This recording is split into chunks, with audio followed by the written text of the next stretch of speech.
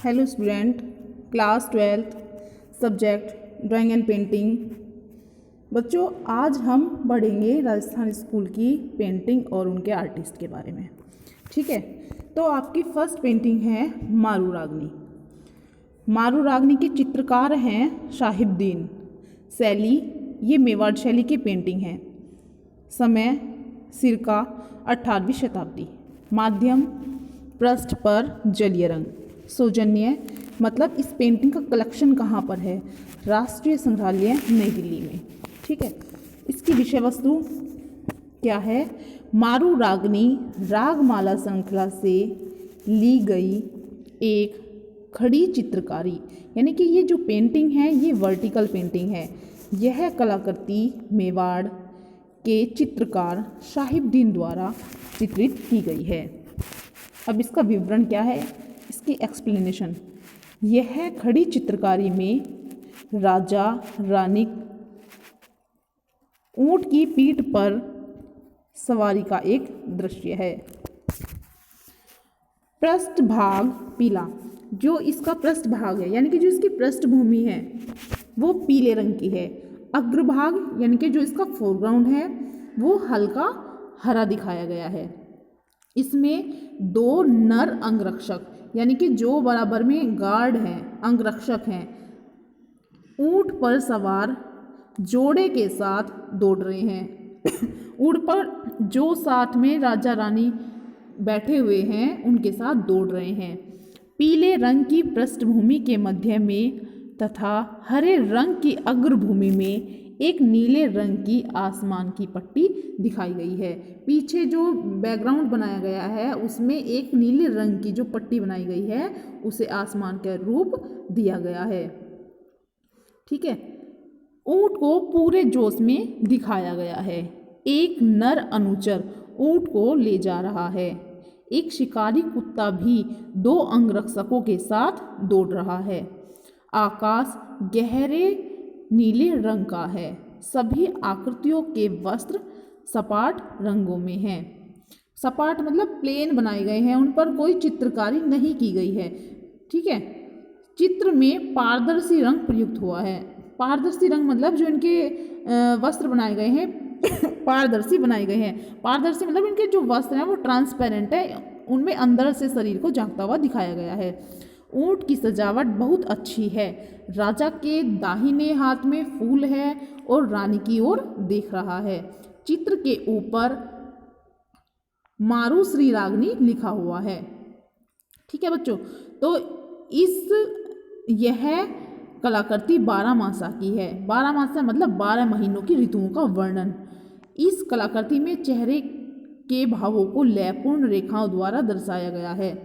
ठीक है, सभी चेहरे एक चश्म बनाए गए हैं। एक चश्म मतलब इसमें एक चश्म मतलब जिस चेहरे में जिस फेस में एक आंख दिखाई देती है, वन साइड फेस भी हम इसको बोल सकते हैं। ठीक है, रंग भड़कीले तथा प्राकृतिक हैं। रंग जो है भड़कीले मतलब गर्म रंगों का प्रयोग किया गया है जो नेचुरल है, जो कि नायक व नायिकाओं की कहानी को दर्शाते हैं।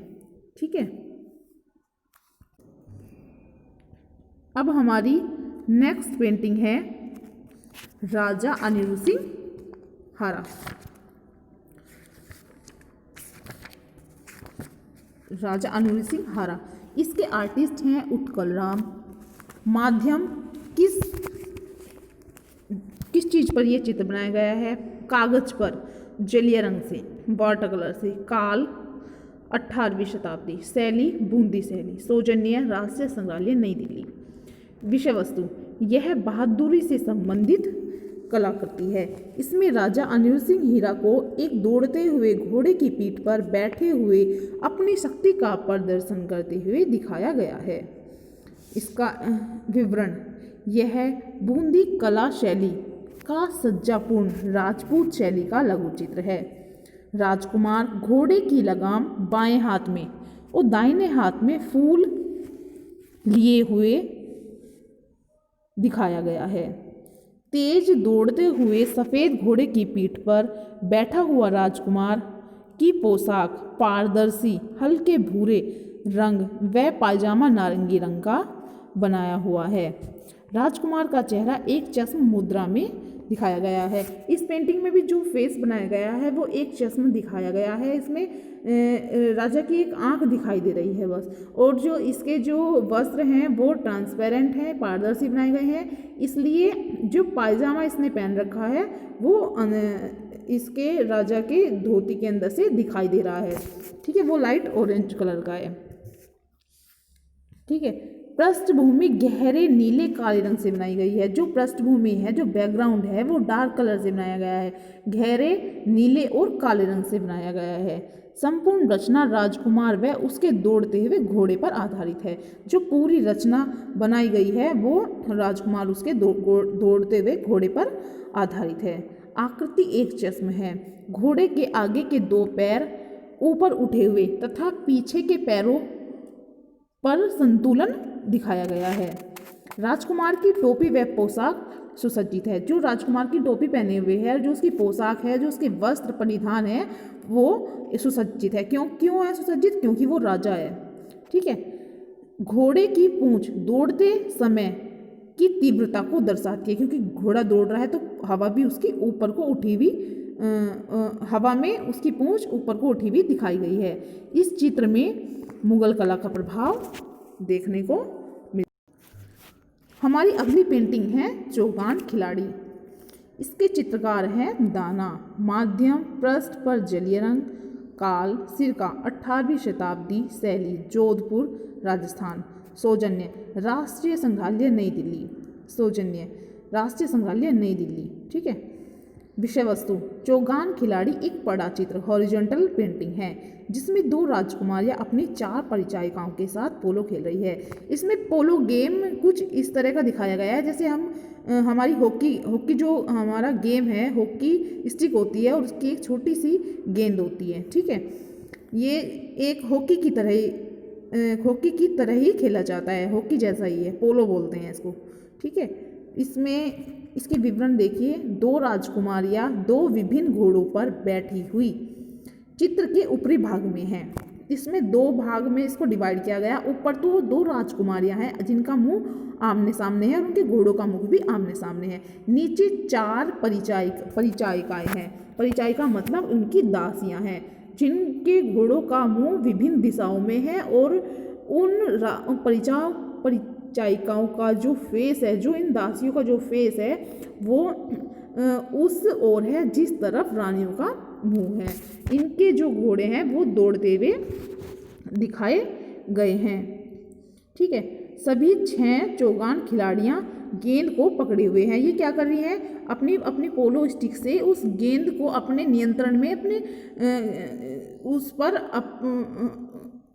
पर नियंत्रण जमाने की कोशिश कर रही हैं, उनको अपने केंद्र में लेने का प्रयास कर रही है। ठीक है, सभी 6 स्त्रियों के ऊंचे गोल माथे हैं। इन जो ये 6 स्त्रियां हैं, अब इनकी फेस के फीचर्स की डिटेल के बारे में जान लेते हैं। जो ये सभी 6 स्त्रियां हैं, इनके माथे गोल हैं, एक चश्म है, स्त्रियों की आंखें पलकों से आगे तक फैली हुई है, उनके लहंगे जो हैं वो घंटियों के आकार के हैं और घोड़ों की पीठ पर फैले हुए हैं। यह रचना एक सपाट हरी पृष्ठभूमि पर दिखाई गई है।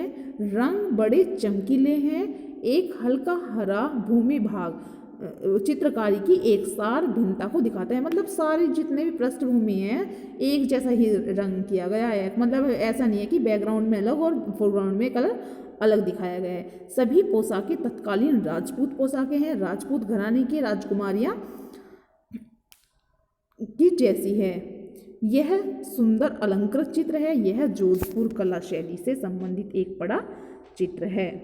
ठीक है बच्चों, अब आता है हमारा जो नेक्स्ट चित्र है वो है कृष्ण झूले पर।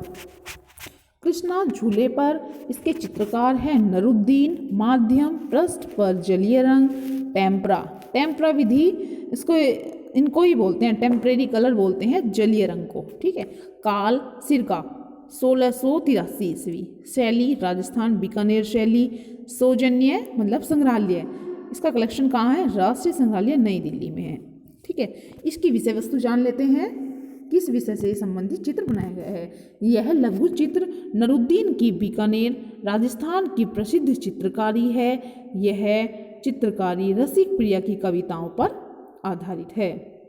इस कलाकृति के दो भाग हैं। देखिए जो ये कलाकृति बनाई गई है इसके दो भाग हैं, ऊपरी भाग और निचला भाग। ठीक है, ऊपरी भाग में भी दो आकृतियां हैं और निचले भाग में भी दो आकृतियां हैं। ठीक है, तो ये देख लिए आप। ऊपरी भाग में भगवान कृष्ण को झूले पर राधा को देख रहे हैं। जो ऊपरी भाग है उसमें जो भगवान कृष्ण जी बैठे हैं वो झूले पर बैठे हैं और पीछे इन्होंने गोल तकिए का सहारा ले रखा है।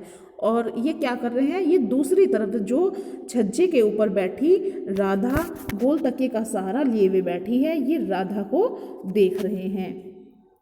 ठीक है, एक दिन देख रहे हैं जो दूसरी ओर एक छज्जे पर तकिए का सहारा लिए हुए कृष्ण के सामने राधा बैठी है। एक दिन राधा कृष्ण के इस बर्ताव से बहुत नाखुश है। ठीक है, तथा इसे सहन नहीं कर पाती है क्योंकि राधा को कृष्ण से अपार प्रेम है। इसी कारण राधा का हृदय भी आंसुओं से भरा हुआ है और उसके आंसू आँखों से फव्वारे की तरह बह रहे हैं। मतलब बच्चों जो राजस्थान में चित्रकारी की गई है राधा और कृष्ण को लेकर वो प्रतीक रूप में की गई है। इसमें राधा को आत्मा का रूप और भगवान कृष्ण को ईश्वर का रूप दिया गया है। इसमें भक्त और भगवान का संबंध कैसा होता है वो इस राजस्थान शैली में दर्शाया गया है। जो चित्रकारी की गई है वो प्रतीक रूप में की गई है। ठीक है, अब देख लेते हैं इसका विवरण। यह कलाकृति दो भागों में बांटी गई है। निचले भाग में कृष्ण, अब देखिए ऊपर वाले भाग में तो कृष्ण जी झूले पे बैठे हैं और राधा बरामदे में एक छज्जे पर एक तकिए का सहारा लिए हुए बैठे हैं। निचले वाले भाग में जो कृष्ण जी हैं वो गोल तकिए का सहारा लिए हुए बैठे हैं तथा दूसरी ओर राधा को भी तकिए का सहारा बैठे हुए दिखाया गया है। पूरी कलाकृति ऊपरी तथा निचले भाग से संबंधित है। निचले भाग में कृष्ण की आंखें राधा पर केंद्रित है। जो नीचे वाला भाग है उसमें क्या है, जो कृष्ण जी हैं वो राधा की तरफ देख रहे हैं, राधा को निहार रहे हैं जो एक बरामदे में बैठी हुई है तथा कृष्णा दूसरे बरामदे में उसके सामने बैठे हुए हैं। दोनों एक दूसरे के सामने अपने अपने ऊपर गर्व करते हैं। ठीक है, जो एक दूसरे को नफरत से देख रहे हैं, जिन्हें दुख दर्द महसूस हो रहा है। उसके बीच में गोपी के हाथों की मुद्राएं कुछ इस तरह का इशारा कर रही हैं कि वो गोपी कृष्ण को बताती है कि ऐसा कुछ नहीं है, राधा तो आपको अपना भगवान मानती है और आपको पूजती है। ठीक है, वो कृष्ण को समझा रही है कि राधा की जिम्मेदारी अब तुम्हारे ऊपर है। ठीक है, यह शैली राजपूत शैली की उत्कृष्ट कलाकृति है। ठीक है, जो एक लोक कला पर आधारित है। इसमें सभी हल्के रंगों का प्रयोग किया गया है। कृष्ण का रंग हल्का नीला है। ऊपरी भाग में कृष्ण ने नारंगी रंग की धोती पहनी हुई तथा निचले भाग में कृष्ण ने पीले रंग की धोती पहनी हुई है। उनके सिर पर जो मुकुट है वो बहुत सुंदर है। सभी ने गहने पहने हुए हैं और जो सफ़ेद रंग के हैं। कहीं कहीं हल्का पीला रंग भी प्रयोग में किया गया है।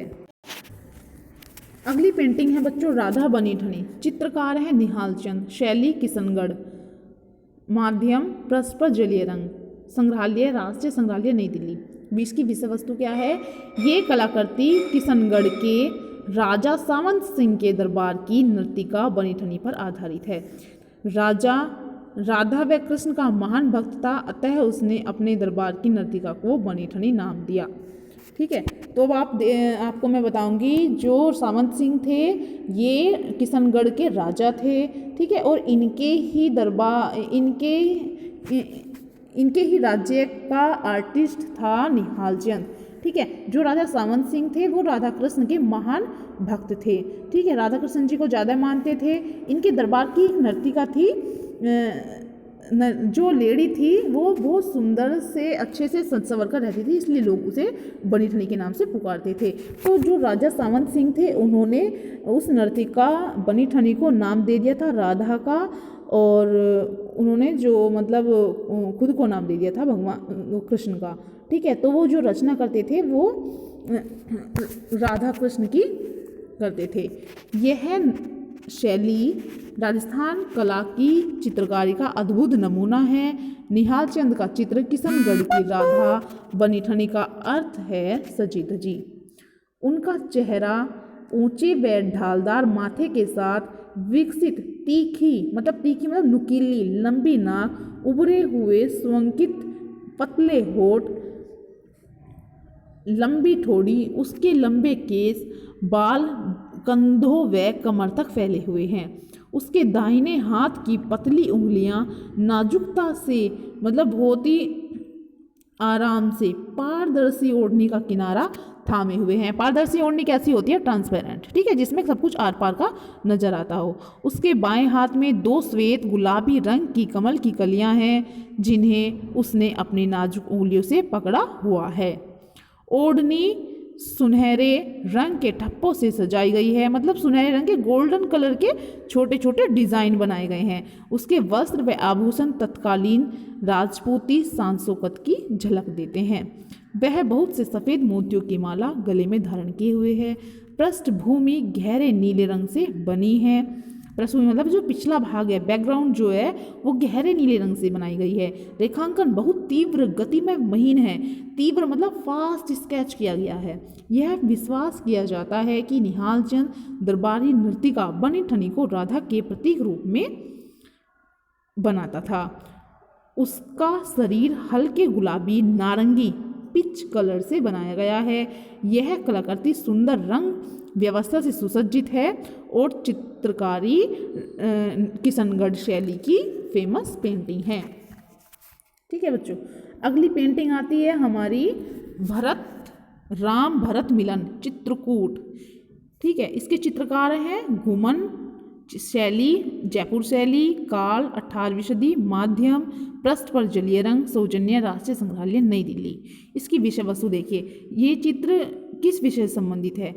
इस चित्र में रामायण से एक दृश्य चित्रित किया गया है। जो ये दृश्य है ये पूरा रामायण से लिया गया है। इसमें भरत अपनी 3 माताओं और गुरु विश्वामित्र के साथ राम से मिलने चित्रकूट आए थे। इस एक ही दृश्य में कई सारी घटनाओं को दर्शाया गया है। देखिए इसका विवरण। पृष्ठ प्रदेश में विभिन्न छायाओं में गहरे रंग का प्रयोग इस चित्र की विशेषता को बताता है। आगे की ओर कुटिया के सामने हरे वन के परिसर में राम, सीता व लक्ष्मण खड़े हैं।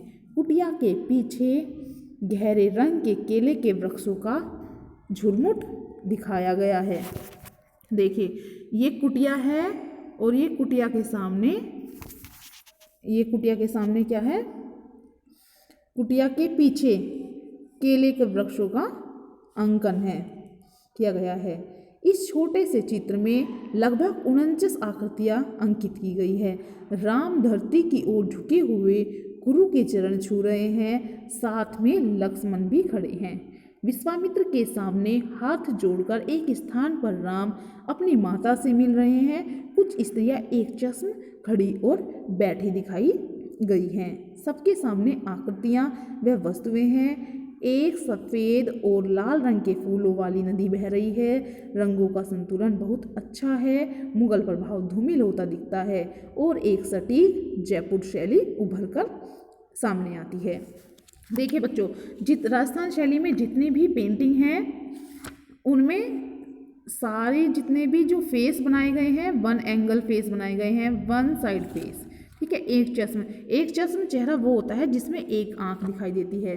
ठीक है, सवा चश्म वो होता है जिसमें एक आंख पूरी और एक आंख आधी से कम दिखाई देती है। ठीक है, सवा चश्म। फिर 1.5 चश्म भी ऐसे ही होता है, एक आंख पूरी और एक आधी दिखाई देती है।